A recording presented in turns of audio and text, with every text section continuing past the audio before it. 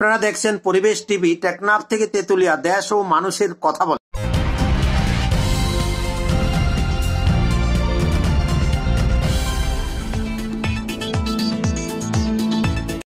ভোলার চরফেশনে চুরির অপবাদ দিয়ে মোহাম্মদ হানিফ নামের এক রিকশা চালককে মারধরের পর 1.5 লাখ টাকা মুক্তিপণ দাবি করে ফাঁকা স্টাম্পে টিপ স্বাক্ষর রাখার অভিযোগ উঠেছে উপজেলার হাজারীগঞ্জ ইউনিয়নের 5 নম্বর ওয়ার্ডের ইউপি সদস্য মোহাম্মদ ইউসুফ শিকদারের বিরুদ্ধে।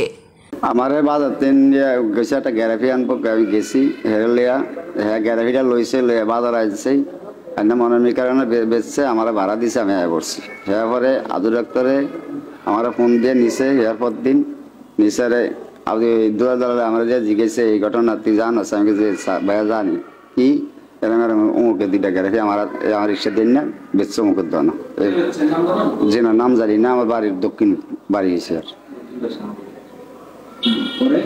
পরে এবার আমার হ্যান্ডেল নিয়ে গেছে, হুন্ডা দিয়ে নিয়ে আমার কাজে করছে ইসিম নাম্বারে আমার বান্দা এই আমার গেডি গাড়ি মোড়া দেয়, আবার লাতমতি দেয়, মারধর করে। এবার আমার 3.5 লাখ টাকা জরিমানা করছে। যে না টাকা টুকা দিয়ে না স্টাম্প নিচে জোর করিয়া আমার তিনি স্টাম্প লইছে, আমার পোলাতেন আমার তিনি নিচে টিপ জোর করিয়া হাজির গেছা যে আমি এটা সুস্থ বিচার চাই। গত শনিবার 5 মে সকালে খেজুরগাছিয়া বাজারে এই ঘটনা ঘটে। রিকশা চালক হানিফ বলেন, তিনি রিকশা চালান, এতে যে কোনো যাত্রী তার রিকশা যাত্রী হিসেবে উঠতে পারেন এবং মালামাল বহন করতে পারেন। কিছুদিন আগে একজন অপরিচিত লোক খেজুরগাছিয়া বাজার থেকে একটি নোঙর এনে চেয়ারম্যান বাজার বিক্রি করে দেন। একই দিনে ওই এলাকায় নাকি নোঙর চুরি হয়েছে। তার সূত্র ধরে রিকশা চালক হানিফকে ইউপি সদস্য ইউসুফ শিকদার তাকে বেধড়ক পিটিয়ে আহত করেন। দুলাল দালাল আমার ফোন দিয়ে নিয়ে আসে ঘাটে, নেওয়ার পরে যাই দিই দুলাল দালালে শাহজাহান নাম্বারে আর ইসুফ নাম্বারে ওরা সহকারে আমার ভিতরে লেগেছে একটা বয় পয়সাটা কথা দিক। পরে আমি বলছি যে আমরা যা কতকার করেন, পরে যাই দিয়ে আব্বুর বাইনা দিছে, ওরা কয় টাকা দিতে 1.5 লাখ। পরে এরা কাগজ এনে দিছে, কাগজ এনে দেওয়ার পরে আমি একটা সিঙ্গিসার দিয়ে আমার বাইরে উদ্ধার করে লয়ে আইছি।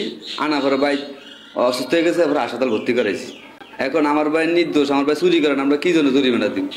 হানিফ আরো জানান, পরবর্তীতে সে জোরপূর্বক আমার ছেলে কবিরের কাছ থেকে ফাঁকা স্ট্যাম্পে টিপ স্বাক্ষর রেখে দেন। তার দাবি সে চুরি করেনি, ছেলের কাছ থেকে নেওয়া স্ট্যাম্পটি উদ্ধারের দাবি জানান।